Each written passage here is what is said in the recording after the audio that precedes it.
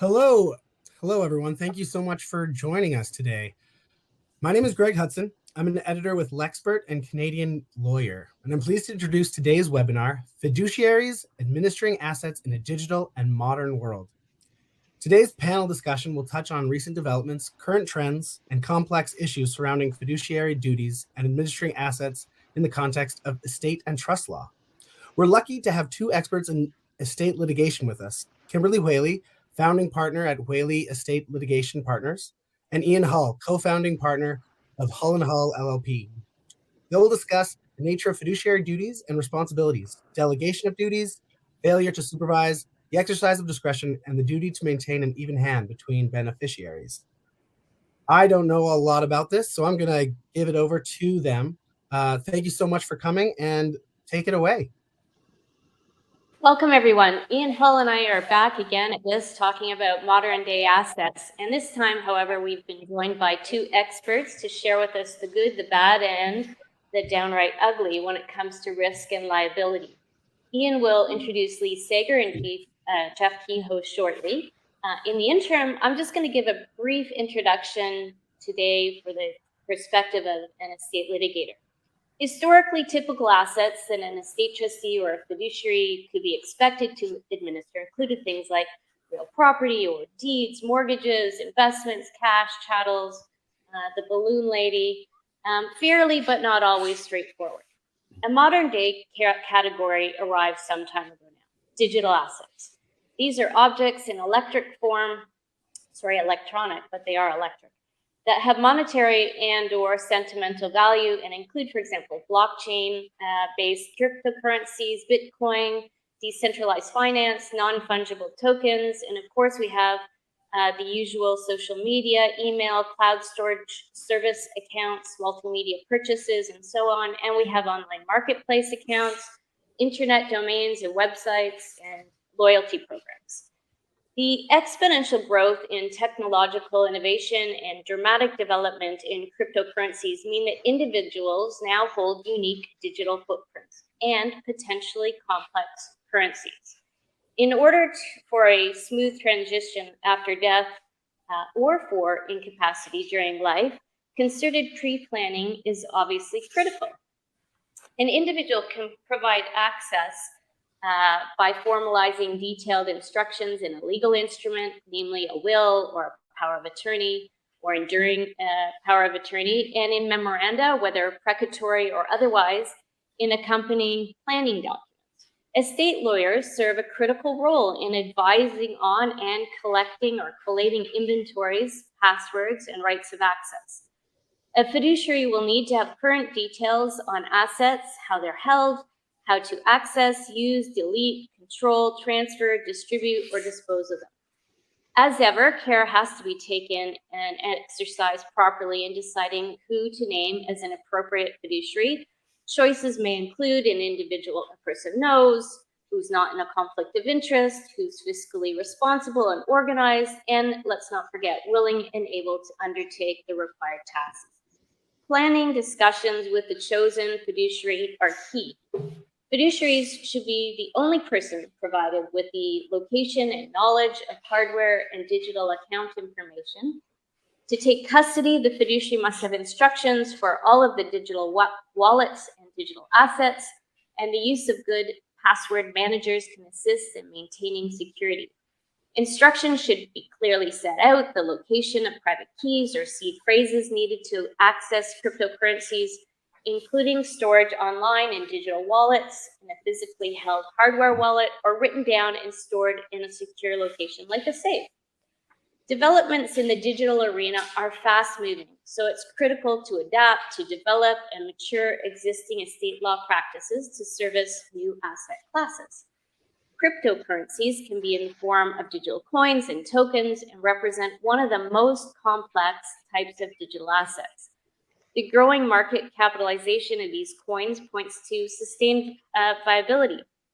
And reports as of June 2023 show that the global market capitalization of crypto assets was $1.12 trillion. Leading in these coins were Bitcoin at $513 billion, or 46% of the market, and Ethereum at 218 billion. Fiduciaries are obviously obligated to identify and collect in assets and administer assets prudently.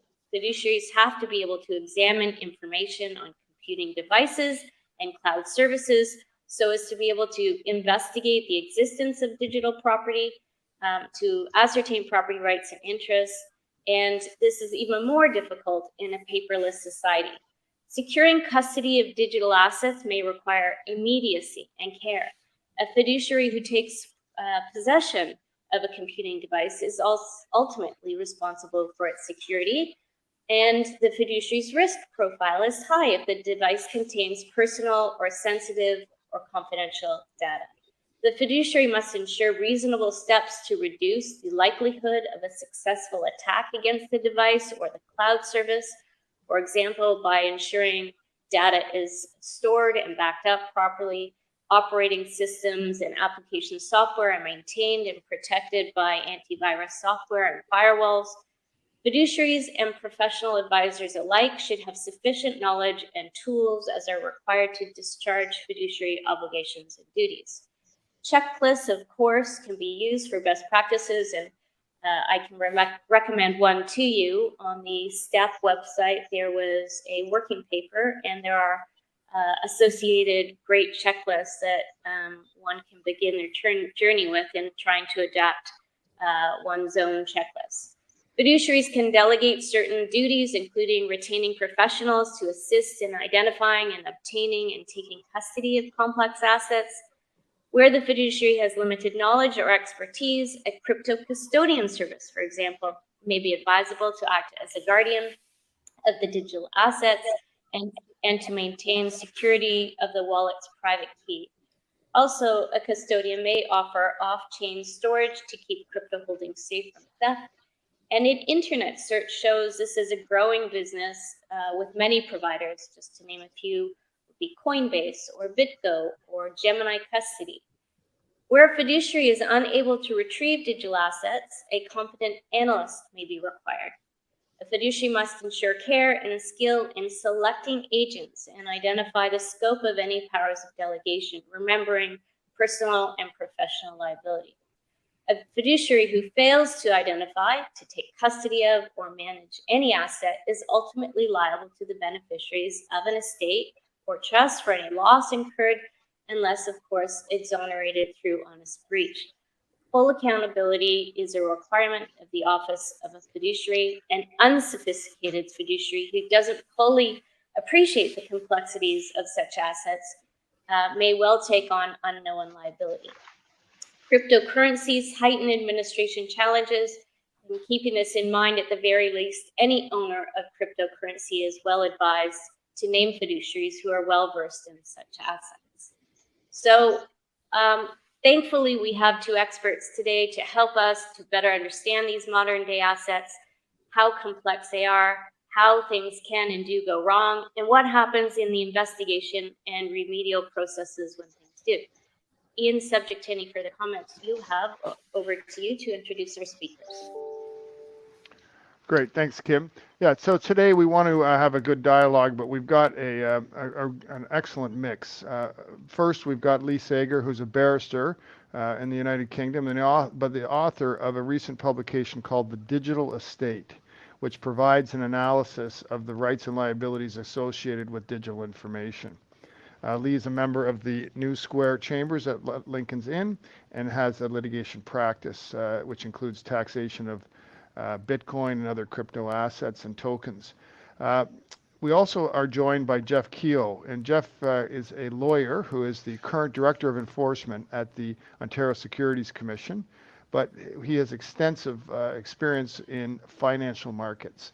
So we get to see the practical side of it and the legal elements of the issues that attach. So if we could, and we're open to all of us having a good dialogue as we go through, but we'll start with Lee, if you could just give us some of your initial thoughts, and we'll have a good discussion about some of the fiduciary obligations that, as in the estates practice, we're governed by.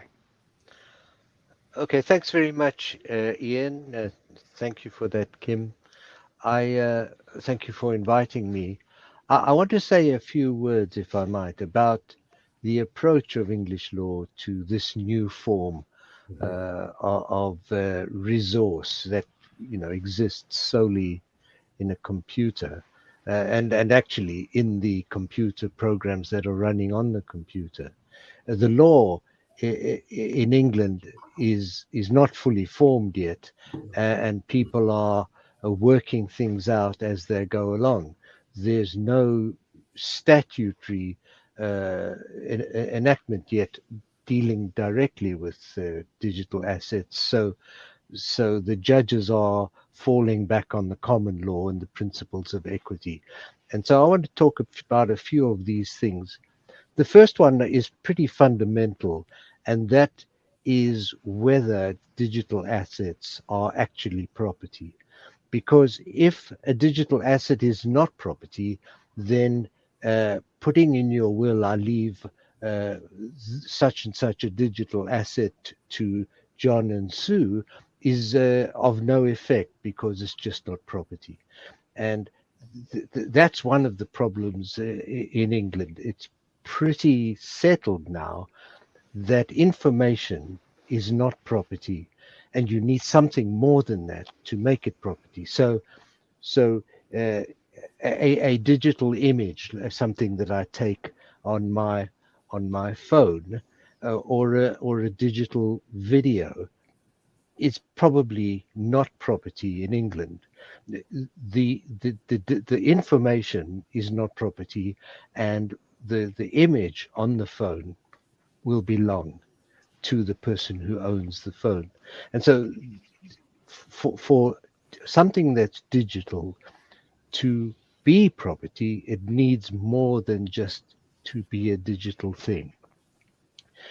Firstly, there are some rights that are associated with digital information. So if I take a picture on my phone, there's a copyright right that I have in that photograph.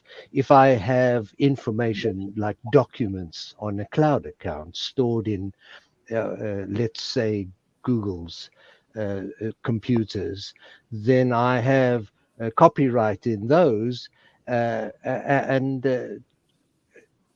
I don't have any actual property rights if those computers are in England in that content. The only real thing that is in itself a piece of property is a crypto asset, and that's because the blockchain has been miraculous in making a piece of digital information unique, making a thing on its own. And so that's one of the things that people are tackling now. The courts haven't actually looked at that problem yet, but there is a general acceptance that what I've just said is the case. I don't know what the position is in Canada about that, Ian. Well, it's interesting because it comes down to the same point, right? I mean, what you're actually owning is access to the source. And I think the English approach is it seems to be the more sensible way of doing it, because of course we have real trouble when we have to approach our when we have a digital asset in a state, when we have to approach, for example, Facebook or Google or Apple, getting even access to it, because they're governed by international agreements that we've all pressed I agree on 100 times as we've updated our phones. And so I think that delineation is so crucial, and obviously a much more helpful way of looking at it. So the next thing I want to talk about are usernames and passwords, and the existence of usernames as passwords has led to a common misapprehension, I think, by users of computer cloud accounts, that if you have a username and password, you can allow anybody else to use your username and password to access the cloud account. And this goes so far as a bank account. So for example, a bank account A bank account is no more than the bank giving access on my phone app, giving me access to their computer and enabling me to manipulate their computer to look at my account balance and to send money to somebody else and to do various other things.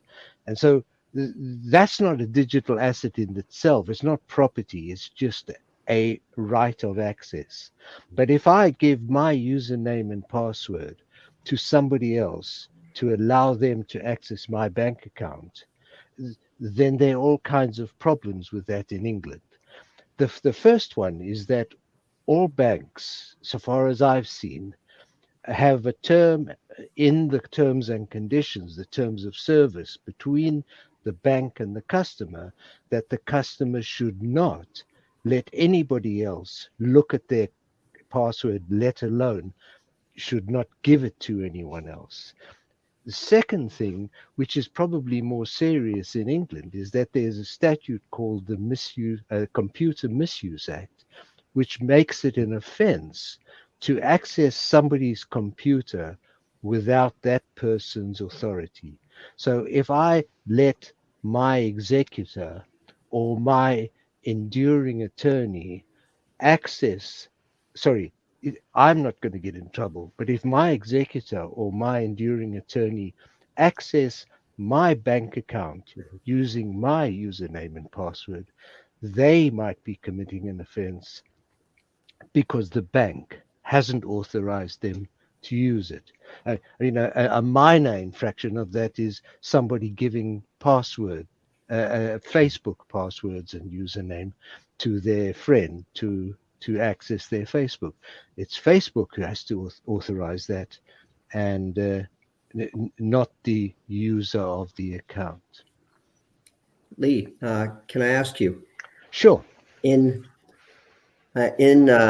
England right now, there's an absence of any sort of statutory sort of jurisdiction over these areas. So, what would be sort of the legal position of anyone who, or the legal sort of obligations of anyone handing over their password and username for a Bitcoin transaction at the present time? Well, Bitcoin is special because there are two ways of holding Bitcoin. Exactly. The one way to hold Bitcoin is you have a computer program on your computer called a wallet for various historic reasons.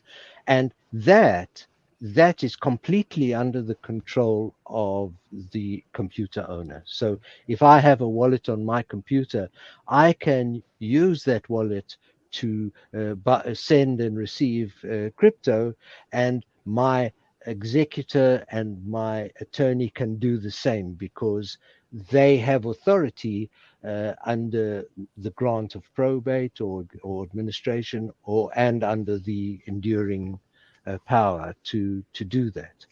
The second way to hold it is where somebody else, normally a crypto exchange, which has custodian facilities or a custodian service, where they hold your crypto for you, and there are terms and conditions between you and them which govern how they hold it.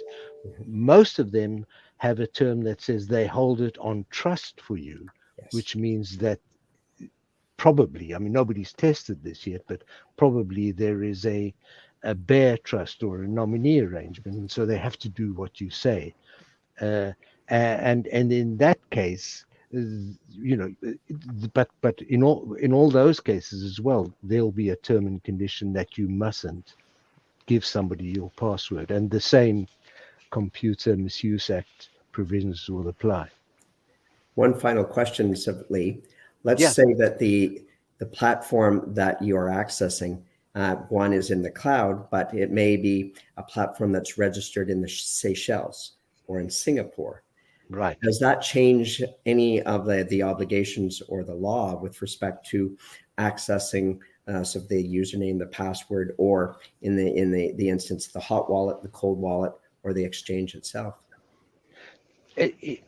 It must have some effect on the relationship, because the the terms and conditions that you clicked yes, I agree when you entered into that relationship, they should normally say this contract is governed under the terms of the Seychelles or whatever it is. And so then you have to go to a Seychelles lawyer to see what it all meant. Thank you. So the third point I want to talk about, and I think this is a very interesting one, and nobody really knows what the answer is here. The judge, there's a couple of judges have had a stab at it, and they've disagreed about it. And then another judge came and said, well, actually, those two both got it wrong. I think it may be this, but it's not something I have to decide. And on the other two judges were just making a decision on whether an injunction should be granted. So it was just about whether there was an arguable case, not whether that was a determinative decision. And that's the question of location of digital assets, and more particularly the location of crypto assets. So as crypto assets don't exist in the real world, I mean, they just exist in a computer, you can't say that a crypto asset has any location at all. And judges have said this about other things. For example, debts, they don't exist in the real world. But for debts, judges said in England, the House of Lords said, well, even though it doesn't exist in the real world, for legal purposes, for various decisions that we have to make, there has to be a legal location for the debt. And for debts, they said, well, it's where the debtor is living so that you can collect on the debt. But for crypto assets, it exists in the blockchain. There's no debtor, there's no creditor. It's a thing in itself, as I spoke about earlier. And so it's difficult to say what the location is. The taxman, His Majesty's Revenue and Customs in the UK have formulated some guidance where they've said, well, it's all very difficult. What we're going to say is the crypto assets are located where the beneficial owner is resident. So that makes everything simple. If I'm resident in the UK, then all my crypto is located in the UK.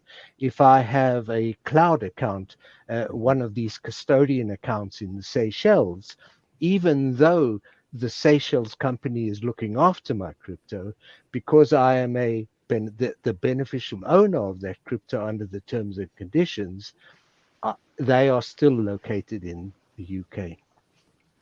Now, most people, most practitioners disagree with this guidance, but you know that the revenue have a lot of weight, and they're going to have to bring a case about it at some point.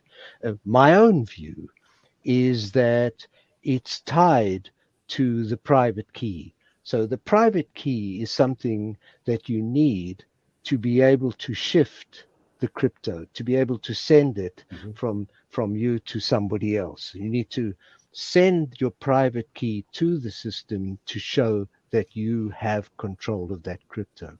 So if I have a private key on my telephone and I can use my phone to shift my crypto, why shouldn't the private key be where I am with my phone? So if I get on an aeroplane from London to Paris, why wouldn't my crypto move with me to Paris, just like if I had a Van Gogh painting and took that on the plane with me?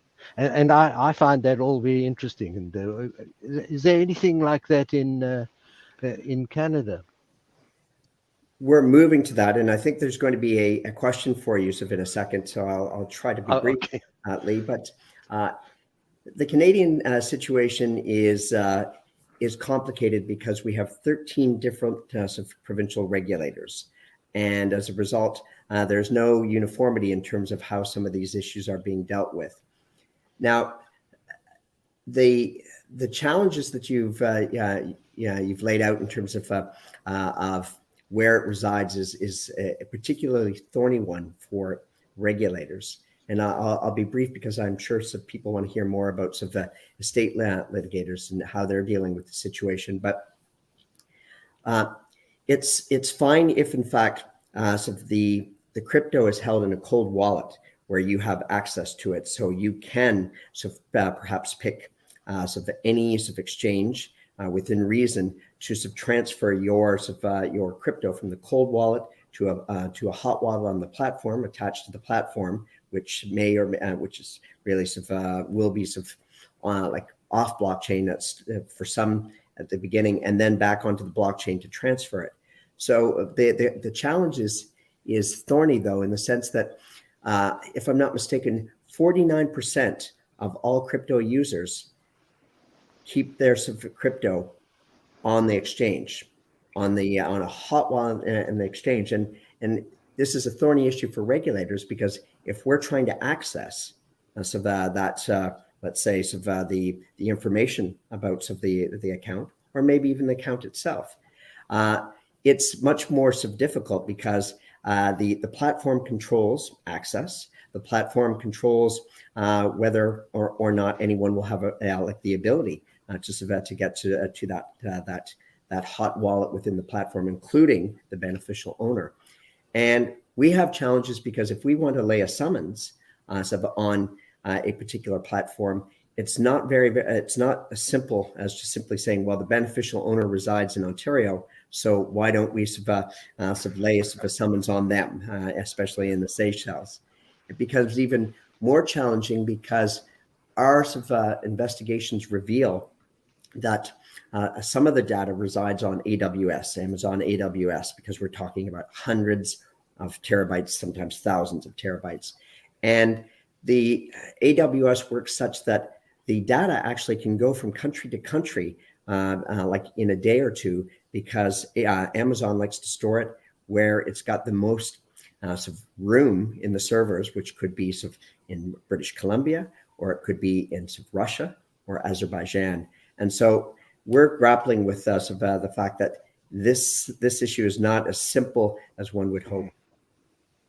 Yes. And the point about the cold wallet, where you have a USB key that's got your wallet on it and you connect it to your computer. If you take the USB key, why shouldn't the crypto be where that USB key is, as long as it's not? Anyway, these are questions which will be answered in due course in the UK. So that's good advice for everyone, Lee. Keep your crypto in a cold wallet in one of those fancy USB keys, because then you'll always be in control of it. And it'll be safer than having it on your computer. Yes. Anyway, that's all I had to say. I can go on, but I think Ian has to, or Jeff should say something about what he's going to say.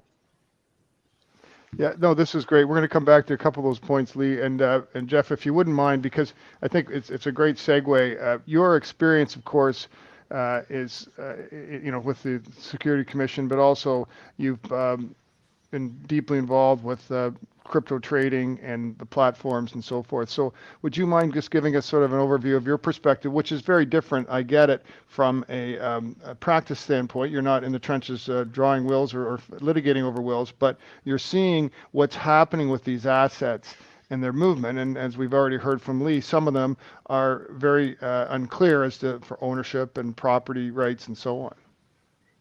Thanks, Ian, and thanks, Kimberly, for the invite. It's a great opportunity for the OSC to speak to some of the important issues that I think are affecting every sectors, whether it's criminal, administrative, financial services, and estate litigation for certain. So this is a great opportunity to participate in the discussion of some important issues. Before I continue, I have to say that the views expressed today are the views expressed exclusively by Jeff Kehoe and may not represent the official policy of the Ontario Securities Commission. So thank you for that. I've been given the task, and I want to say I am completely incompetent on estate litigations of the issues, so I will not be speaking to any of those. because if I did, I'd have to report myself to the Law Society very quickly. But what I'm going to lay out for you today is that the challenges that that every regulator across the world is having or are having in sort of dealing with crypto assets, investigating crypto assets, really sort of obtaining and securing crypto assets in certain circumstances. And it's a challenge that is vexing vexing everyone. You've heard, I'm sure, of the SECs and Gary Gensler's have been the challenges that they're having. And it's very, very important to keep in mind that there are so many different approaches to crypto. You've got the Chinese that have banned it completely. You've got Singapore that wants to be the next hub for crypto, so they have regulation light. You've got the United States that is really locked in arms with the CFTC as to whether Bitcoin is a commodity or it's a security.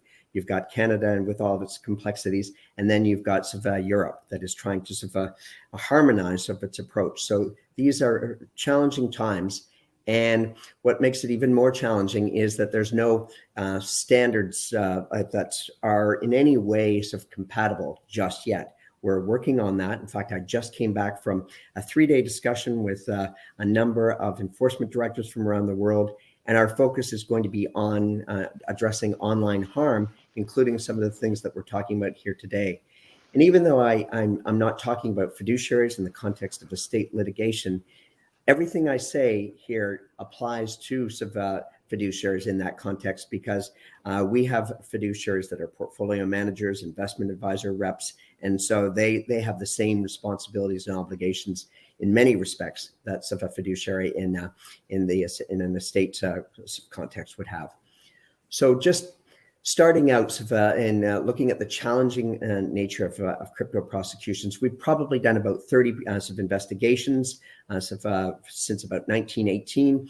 The most prominent of our investigations was something we didn't even prosecute, which was called Quadriga, and the Quadriga report can be found on our website. And it's interesting because it really was the first shot across the bow. It laid out some of the challenges that we expected to see. It laid out some of the investors I'll call it the important investor protection messages, because there were no rules. And what's really important is that, in fact, we understand that there are very few rules right now in most countries. We're only coming to coming to a place where countries are passing legislation. If I'm not mistaken, Lee, the UK is about to pass its act, which is very, very different from how the treatment of crypto assets in the United States and Canada and Europe, if I'm not mistaken. And it will include stable coins and DeFi. Is that fair? I think that, yeah, we're going that way. I mean, Europe has just legislated the MiCA, Yes. which is a comprehensive statute to regulate crypto. The UK is enacting a new statute which is going to lead to a whole lot of secondary legislation, Absolutely. which will control everything and make it a beautiful, rosy world. That's what we're all hoping for from Great Britain. And the importance in what Lee said is that they're doing something that I think is really unique and important, and I wish other regulators would do it, is they're not saying that that this particular crypto asset is a security because it has all of the features of a security or of an investment contract or a commodity. They're simply saying, if I'm not mistaken, in Britain, we have jurisdiction over crypto assets because we do, because they define some of the elements, but they're not trying to nuance it to squeeze it into a particular classification from the past. And if I'm wrong on that, Lee, please don't hesitate to challenge me. I think the position is that there is something of the security aspect. The authorities here, the FCA calls it a regulatory perimeter, and so certain crypto is within that, and so there are restrictions on people dealing with that. But I think what they're leading to is to just generally to kind of regulate everything together, as you say. Exactly. Yeah. We have jurisdiction over crypto assets, full stop. And I think that's a great approach.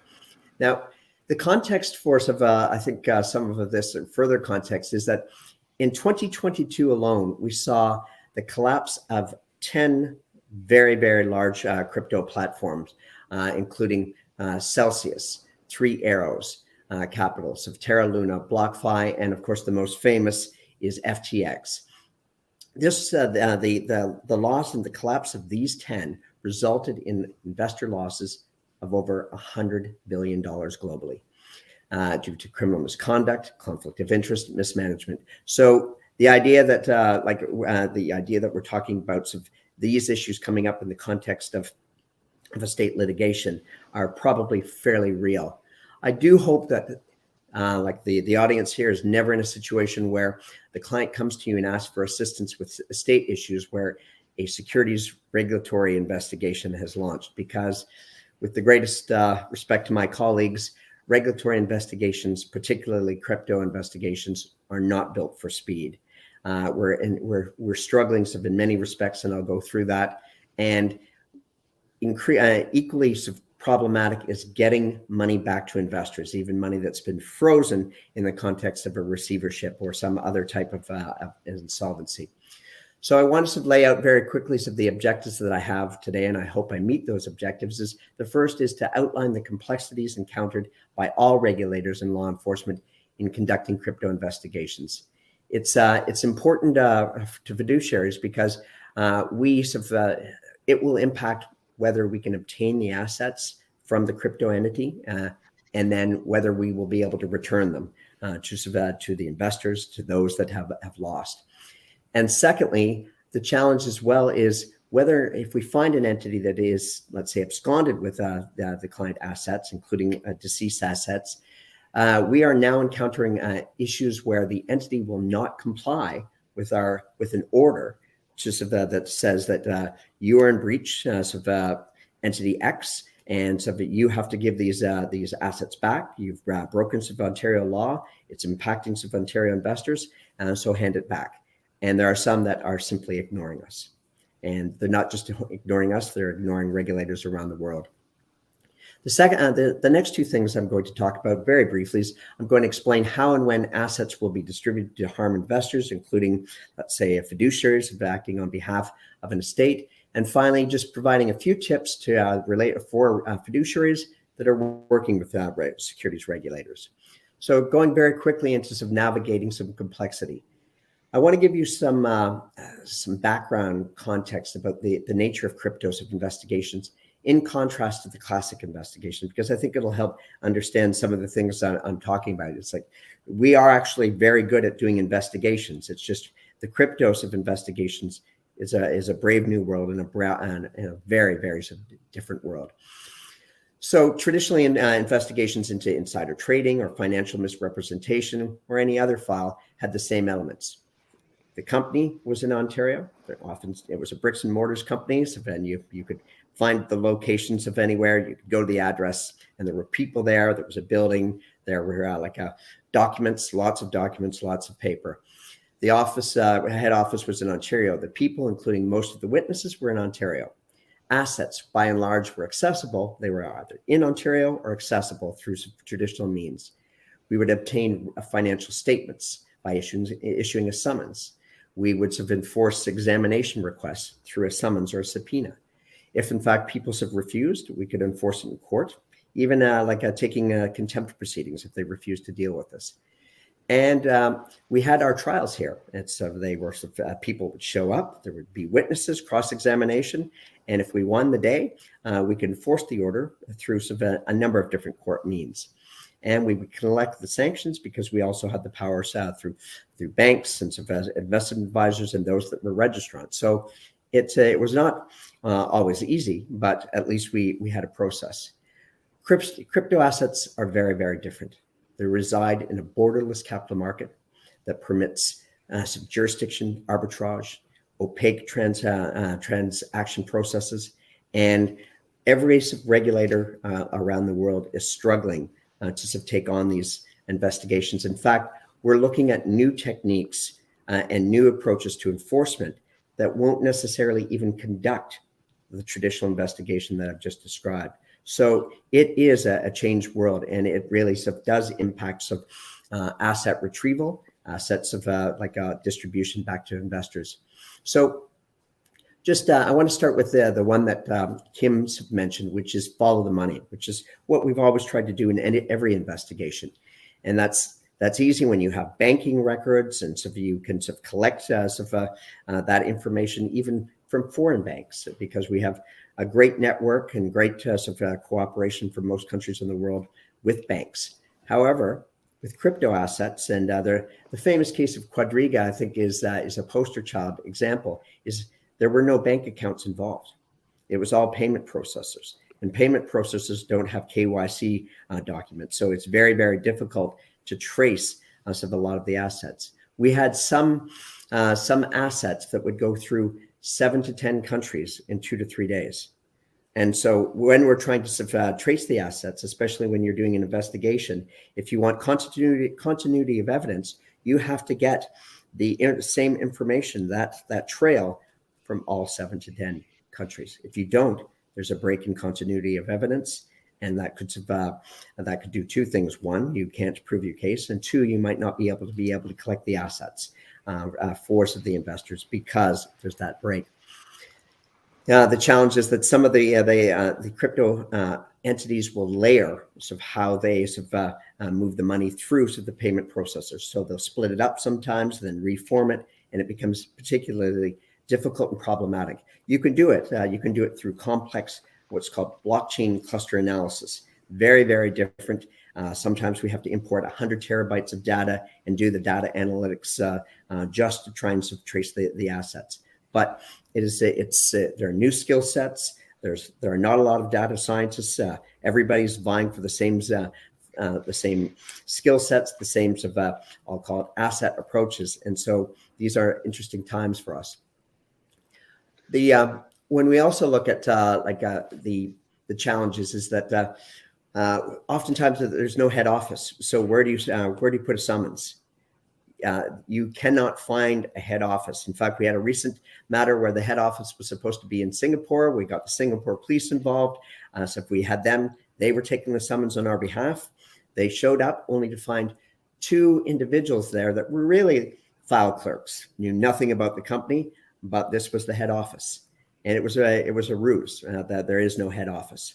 And even though that was listed on their website, and in fact, we had confirmation from the Singapore government that it was listed as the particular type of crypto entity. The personnel spread out across several countries, which makes it very, very difficult to serve individuals to examine them. We've seen that in FTX. Sam Bankman-Fried was in the Bahamas. Right now we're looking for somebody who was supposed to be in Singapore. We think they're in the Seychelles. How do we lay a summons on them? Would that be enforced in the Seychelles? Probably not. And then how do we examine that individual? And so there's a lot of misinformation about the whereabouts, even on this is a top platform in the world. It's called KuCoin. And we cannot find the CEO, and neither can other regulators as well.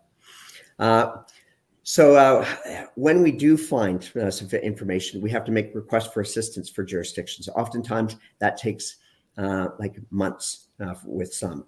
And some won't even respond to us because they say they don't have jurisdiction over crypto assets. So even though they have an obligation to assist us under what's called it's a multilateral process called IOSCO, and they have an obligation as a member to hand over the information, assist us, they don't, because they say it's outside our perimeter, so we can't do it. And so again, our investigation may be frustrated. We can't get the assets back. And so investors lose and fiduciaries would lose. We also have some huge challenges once we find the assets and we get into it. You've heard of commingling of client assets and company assets. That's what they're dealing with right now in FTX. It's not really an FTX problem. Most crypto entities were developed by entrepreneurs, not regulators, not bankers. And as a result, they don't care about proper segregation. They don't care about custody.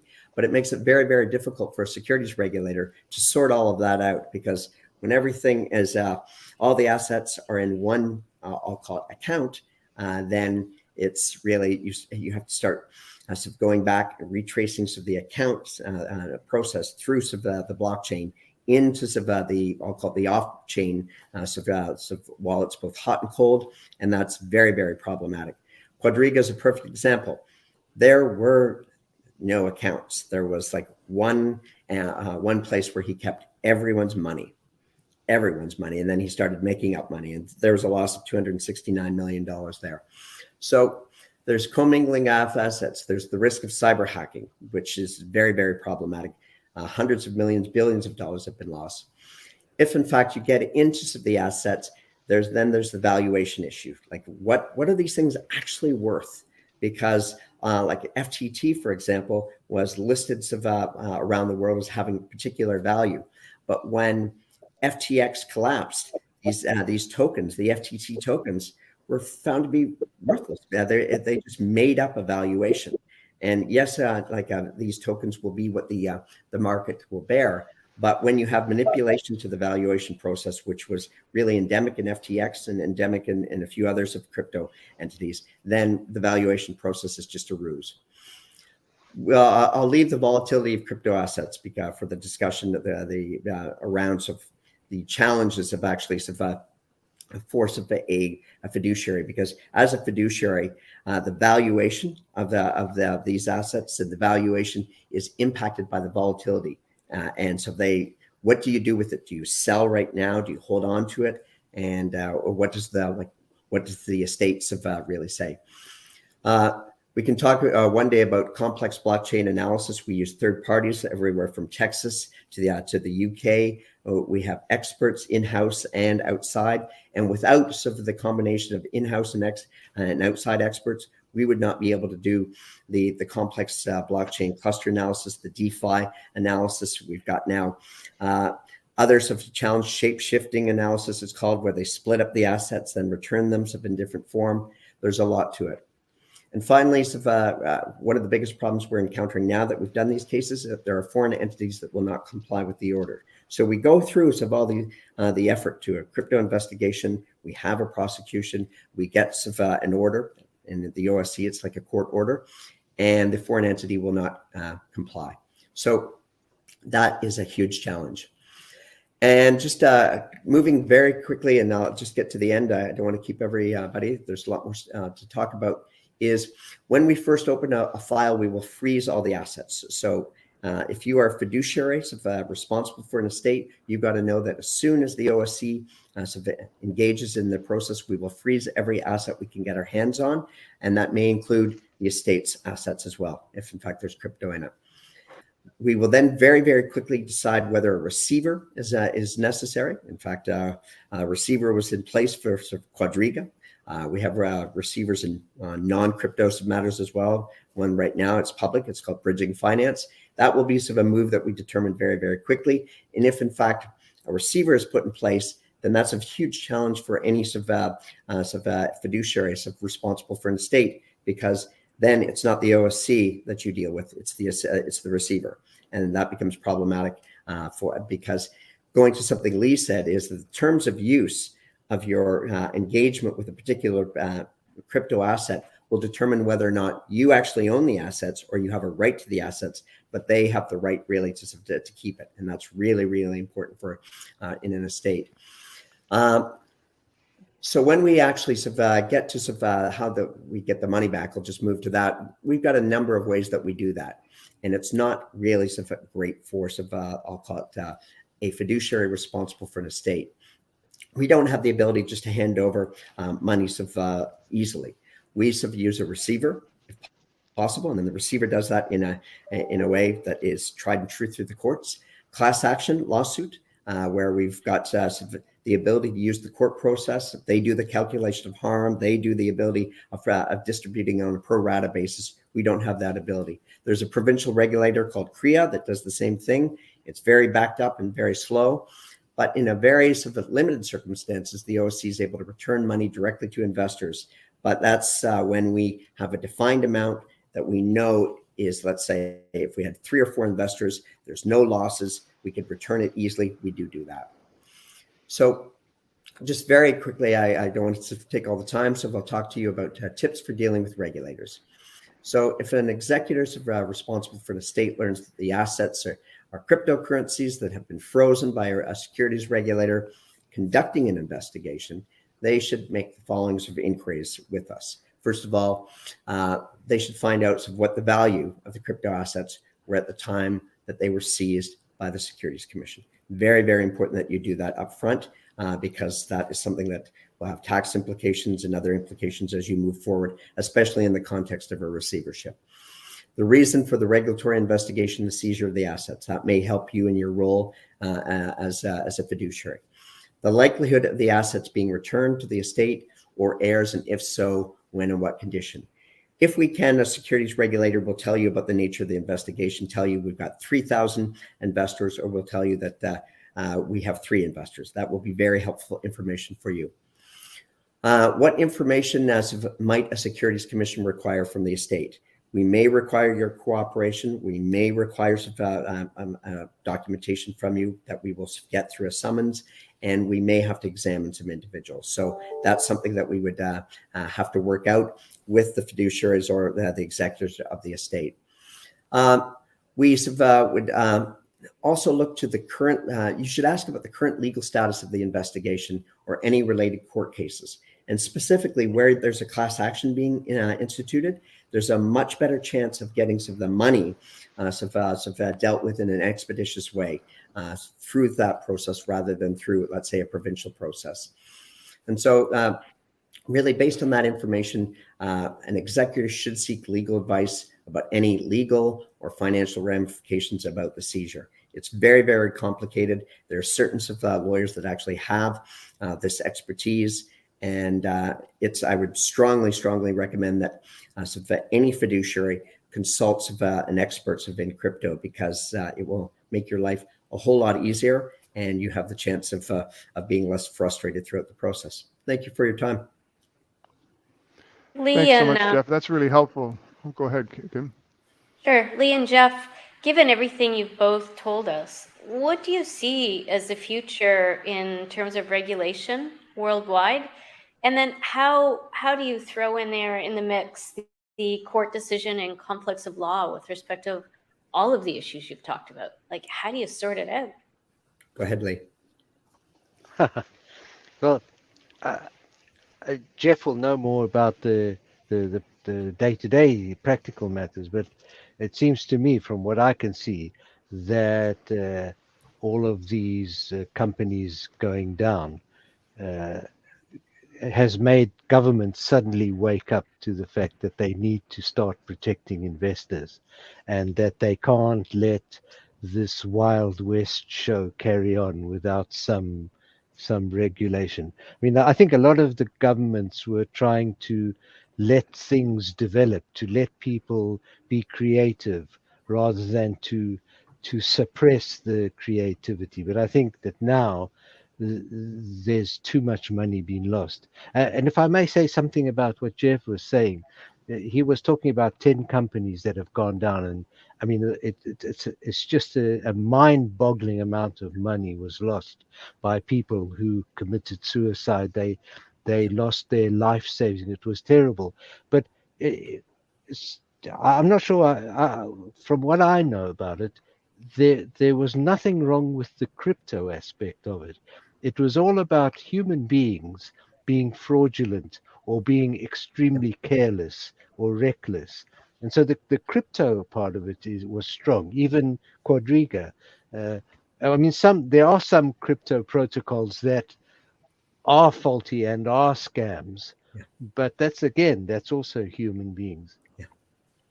The question of conflict of laws is very difficult, because that's just, nobody knows how these things are going to work across borders. You know, people are doing business across borders with crypto, and that nobody cares about conflicts of laws until they have to care, because someone will bring a court case.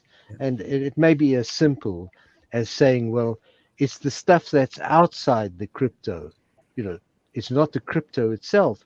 It's the contracts that are made with crypto that you have to look at for the conflicts of laws. It's the trusts that are created with crypto that you have to look at for conflicts of laws. And that's my answer to what you asked, Kimberly. Jeff, did you have anything to add? Yeah, thanks, Kim. So I agree with Lee with respect to the strength of the blockchain. Like the blockchain is dynamic technology. It's here to stay. It's being used in so many different ways in the financial services sector. It's being now used for clearing of securities. It's being used by the regulators for different purposes. So it's not going away. I think Mr. Lagarde of the IMF, so many years ago, I think 5 or 6, said everyone come to terms with it. Crypto's here to stay. So it's not a fad. It's coming to a place near you, and it is going to stay. I'll be brief because there's some questions here. So I agree with what Lee's saying. I do believe that we will be moving to I'll call it the development of multilateral conventions and treaties. It's the only way to effectively regulate this area. It's going to take some time. And as Lee said, we've got various jurisdictions trying to implement rules, but there's going to have to be standardization across the board because we have capital raises now in multiple countries at once. We have clearing and settlement that all has to be the same. And there's going to be so many different applications of the blockchain. So I do see this moving from, I'll call it territorial or traditional notions of sovereignty jurisdiction to multilateral conventions. I just want to say there are a number of great examples in terms of how the world came together quickly when it had to regulate something that was shared jurisdiction. If you think back to satellites, no one jurisdiction can regulate a satellite, and they came together. The world came together to create the International Telecommunications Union, within about 10 years, and that settled how satellite regulation would be. It was a multilateral treaty. The same thing with planes. ICAO was created because planes needed standardized rules. The same with human drug trafficking. There needed to be standardized multilateral treaties in terms of how we treat this stuff. And finally, ESG is the example.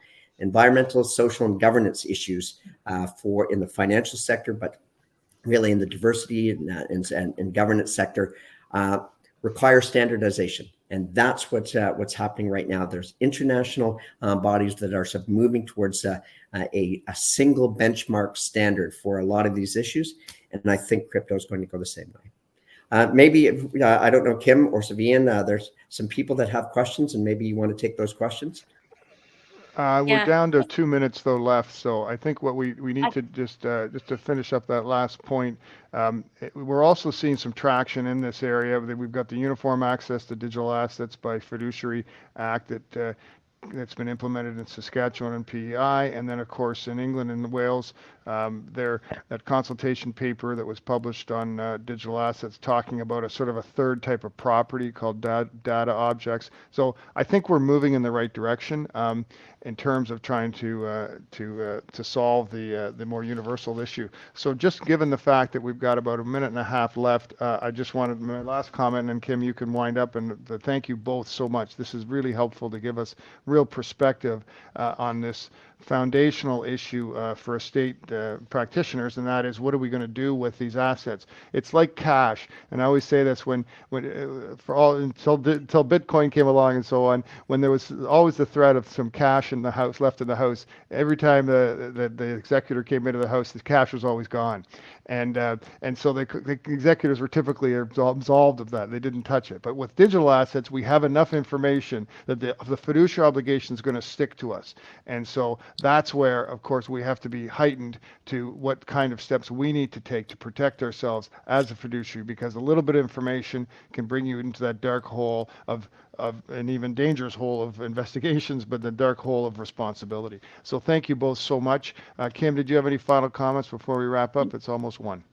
Yep, just a few comments. Firstly, for those of you who are STEP members, I encourage you to look at the STEP website. regarding resources on digital assets. And I had the pleasure of speaking with Lee on a panel at STEP in the fall, and he was very humble and pretended to know nothing about digital assets when I first met him. But then I learned that he recently published this book called The Digital Estate. So I bought a copy. I recommend it to you warmly. It's a great resource. Although I wanted to get into the Tulip Trading Limited case in the UK, Lee, you're off the hook. And then lastly, I picked up at the airport yesterday a book called Crypto Decrypted. And this book is by two technological innovators who set up funds, crypto funds. And if you can get your hands on that book, it's Jake Ryan and James Diorio. It's a great resource. So with that said, thank you, Lee and Jeff, so much for your generosity of time and sharing your expertise with us. It's really appreciated, both of you. Thanks for having me. Thank you. Thank you very much. Thanks, everyone.